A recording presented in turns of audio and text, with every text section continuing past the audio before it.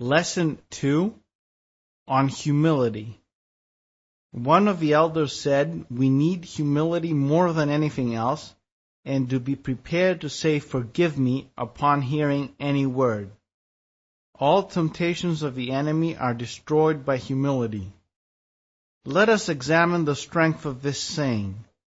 Why does the elder say that we need humility more than anything else, and not we need temperance more than anything else, since the apostle says, everyone who competes for the prize is temperate in all things? Why did he not say we need the fear of God more than anything else, since the Holy Scripture says, the fear of the Lord is the beginning of wisdom? The Scripture also says, by the fear of the Lord everyone departs from evil. Why did he not say we need almsgiving or faith more than anything else, since the Scripture says, through almsgiving and faith, sins are purged? Moreover, the apostle says, without faith it is impossible to please God. If it is impossible to please God without faith and almsgiving, and if sins are purged through faith, if one can depart from evil by fearing the Lord, and if the fear of the Lord is the beginning of wisdom, and again if the person that struggles practices self-restraint, why does he say we need humility more than anything else? Why did he leave out all the other virtues that are so necessary? The elder wants to show us that neither the fear of God, or almsgiving, or faith, or temperance, or any other virtue can be achieved without humility. This is why he says we need humility more than anything else, to be ready to say, "Forgive me," whenever anything is said to us. All the temptations of the enemy are destroyed by humility. Brethren, can you see how great the power of humility is? Do you see how effective it is to say, "Forgive me"? Why then is the devil called adversary as well as enemy? He is called enemy because he hates man and goodness, and is insidious. He is called adversary because he tries to prevent any good thing. If somebody wants to pray, he opposes him, placing obstacles in his way through bad memories, by controlling his nous, and through despondency. If somebody wants to give alms, he holds him back through avarice and miserliness. If somebody wants to keep vigil, he will stand in the way using lethargy and indolence. Simply put, he opposes every good thing we undertake. This is why he is not only called enemy, but adversary too. However, every action of the adversary is destroyed by humility. Humility is very great. Indeed, each of the saints walked in humility and shortened his journey by working hard, as it is written, "Look on my humility and my pain, and forgive all my sins." Humility alone can gain us entrance, as the elder Abba John said, but it will take longer. Let us therefore humble ourselves for a little while, and we will be saved. If we cannot work hard because of our weakness, let us try to humble ourselves. I believe in the mercy of God that through the small effort made with humility, we shall also find ourselves in the position of those saints who labored and worked hard for the love of God. Yes, we are weak and cannot work hard, but can we not humble ourselves? Brethren, the person that has humility is fortunate and blessed. Humility is great. Quite rightly, a certain saint marked out the person who has true humility by saying, "Humility does not allow you to be angry or provocative." This seems strange, since humility is opposed only to vanity, and it seems that it only protects man from that. However, one can be angry over money or food. How then can it be said that humility does not allow you to be angry or provocative? Humility is great, as we have said, and is able to draw God's grace to the soul. Thus, this grace of God comes and protects the soul from those other two great passions. For what can be more serious than being angry or provocative towards your neighbor? Evagrius said, "It is totally foreign to a monk to become angry." Indeed, if he is not immediately protected by humility, he will gradually reach a demonic state, disturbing others and being disturbed himself. This is why he says, humility does not allow you to be angry or provocative. Why do I say that humility protects one from these two great passions? It protects the soul from every passion and temptation. When St. Anthony saw all the snares of the devil laid out, he signed and asked God, "Who then can go through all these?" What did God reply? Humility can go through all of them. He added something wonderful, that they cannot even touch it. Do you see the strength and grace of this virtue, brother? Indeed, nothing is more powerful than humility. Nothing can overcome it. If some misfortune should happen to a humble person, he immediately considers himself responsible.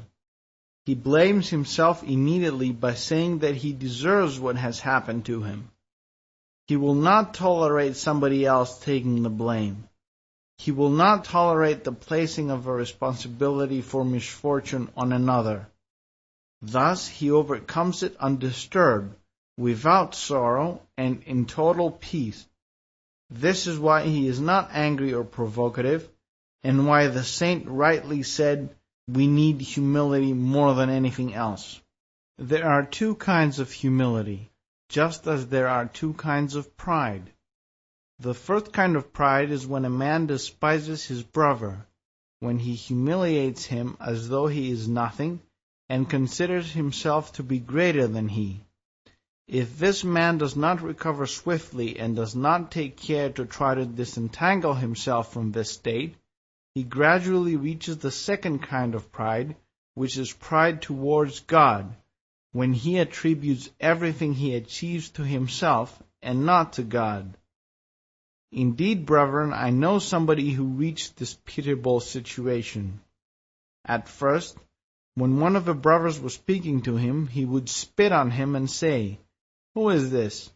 Nobody is worthy but for Zosimas and his disciples." Then he began to humiliate them too, and say, "Nobody is worthy but for Macarios." After a little while, he started saying, "Who is Macarios? Nothing. Nobody is worthy but for Basil and Gregory." A little later, he started to humble them as well by saying, "Who are Basil and Gregory? Nobody is worthy but for Peter and Paul." I said to him, "Really, brother, you would try to degrade them too." Believe me, after some time he began to say, "Who are Peter and Paul? Nothing. Only the Holy Trinity is worthy." Following this, he also became arrogant towards God, and he fell from the faith.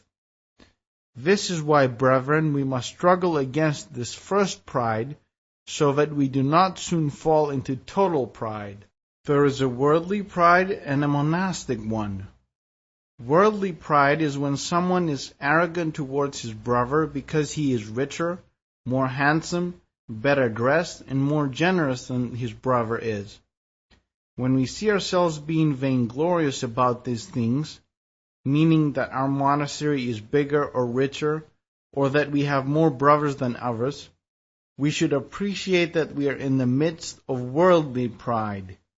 It also often happens that somebody is vain about something natural, for example, that he has a good voice and can chant well in church, or that he is skilled and can work with care, or that he serves others well. All these are more modest than those mentioned earlier, but these also are a form of worldly pride.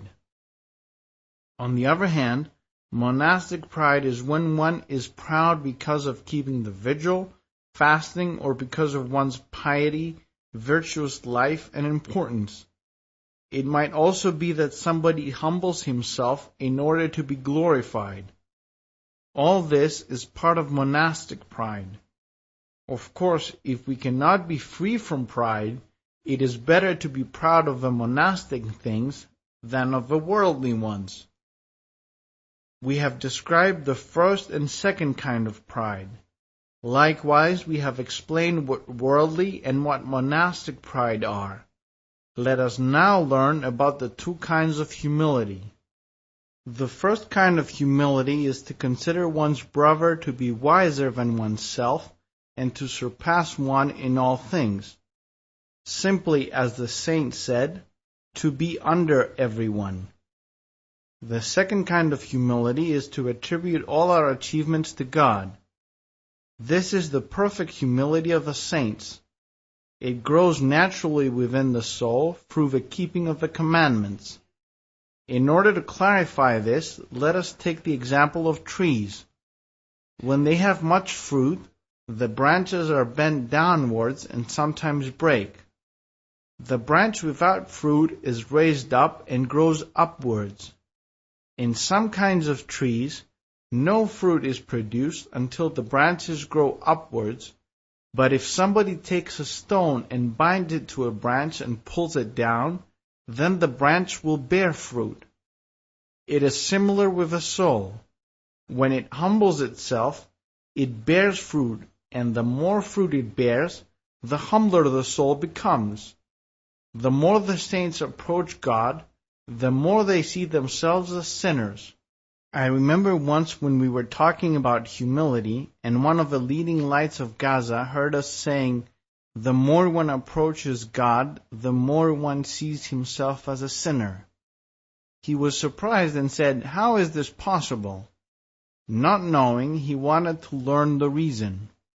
I said to him, Father, you who are the most important person here, how do you see yourself in this town?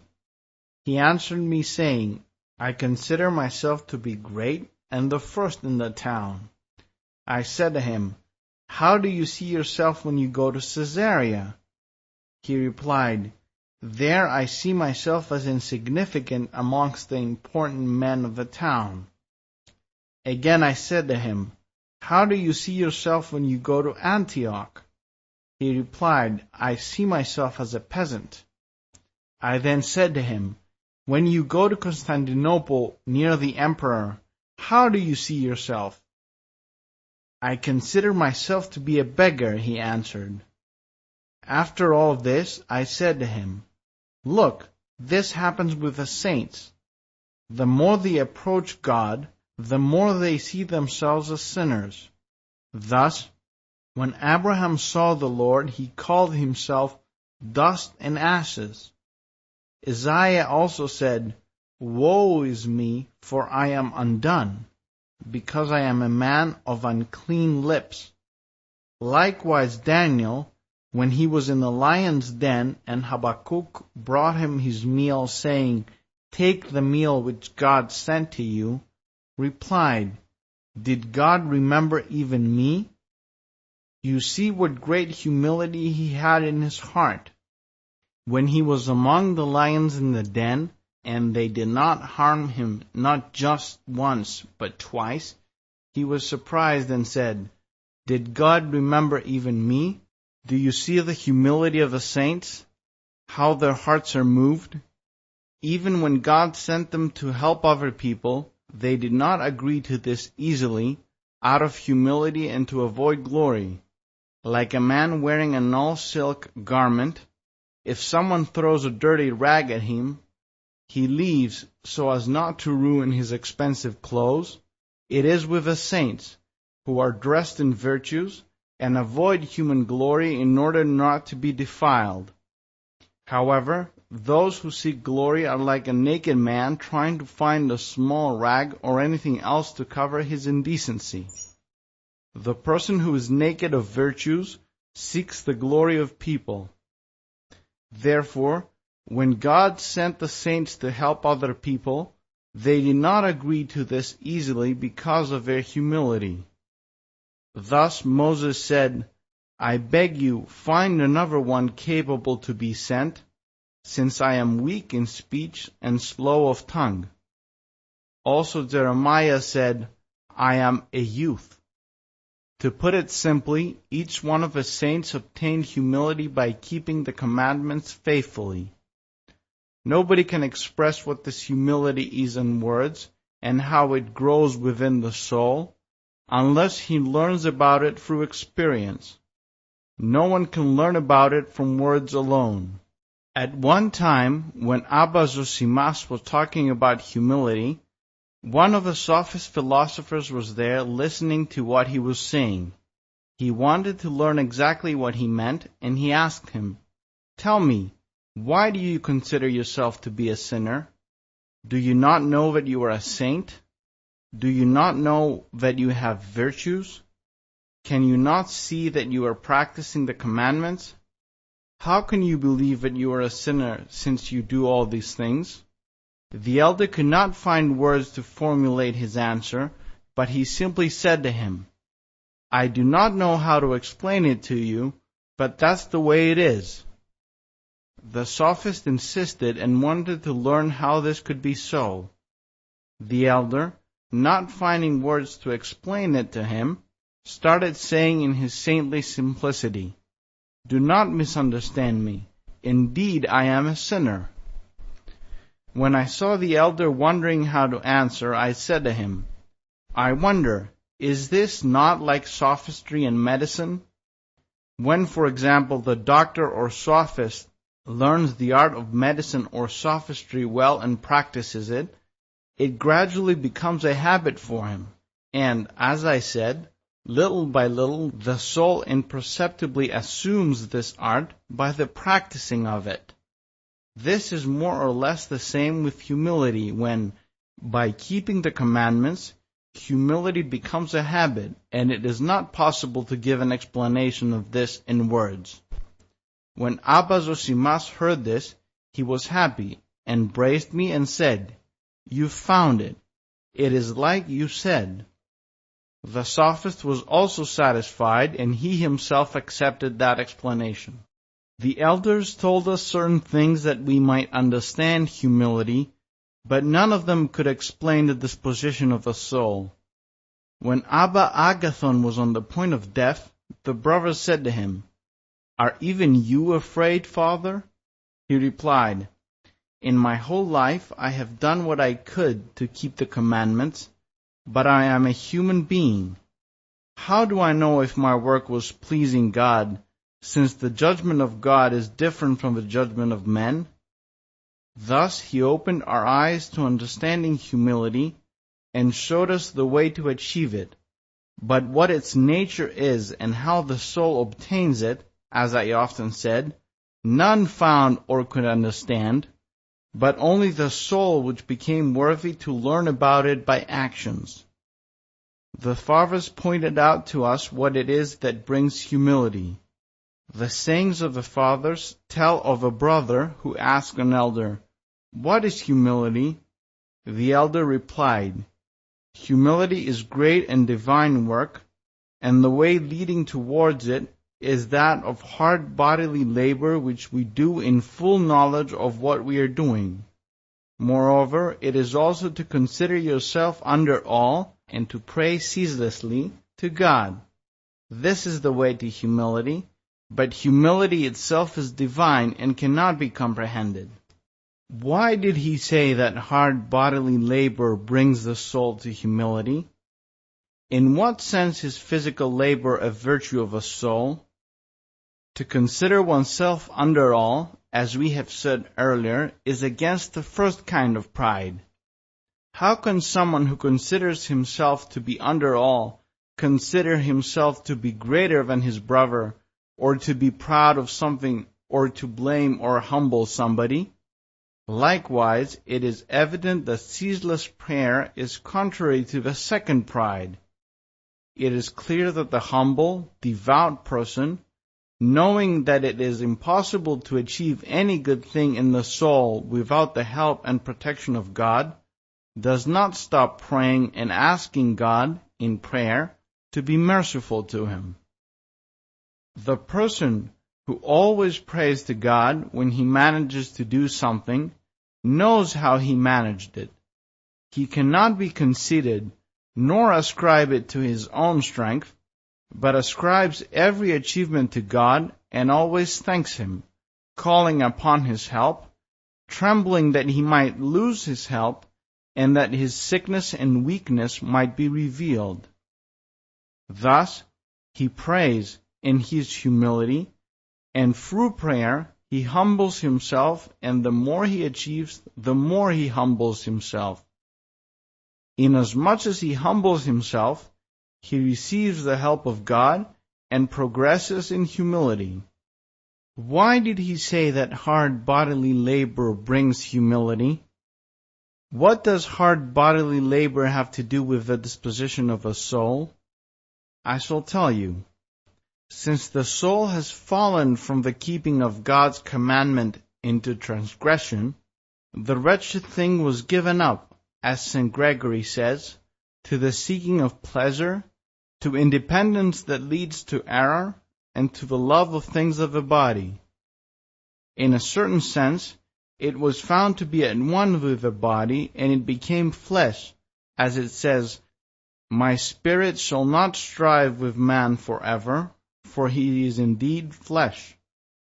From then on, the wretched soul has been suffering together with the body, and it is in accordance with all things done by it. This is why the elder said that hard bodily labor leads to humility. It is well known that the soul of a person in perfect health has a different disposition from that of a sick person. In addition, the soul of a hungry man differs from that of a person who is well fed. Again, the soul of a person seated on a horse has a different disposition from that one seated on a donkey. Likewise, the souls of a person seated on a throne and a person seated on the ground, of a person well dressed and a person in rags. Hard work, therefore, humbles the body, and when it is humbled, the soul is likewise. Therefore, it is well said that hard bodily labor leads to humility. For this reason, when Evagrius was tempted by blasphemy, knowing very well that blasphemy comes from pride, and also that when the body is humbled, the soul is humbled with it, he spent 40 days without shelter, so that his body, as the writer said, became full of ticks like the wild animals. This labor was not for the blasphemy, but for humility. The elder rightly said that hard bodily labor leads to humility. God, who is good, grants us humility, since it delivers man from great evils and protects him from great temptations. For to him belongs glory to the ages.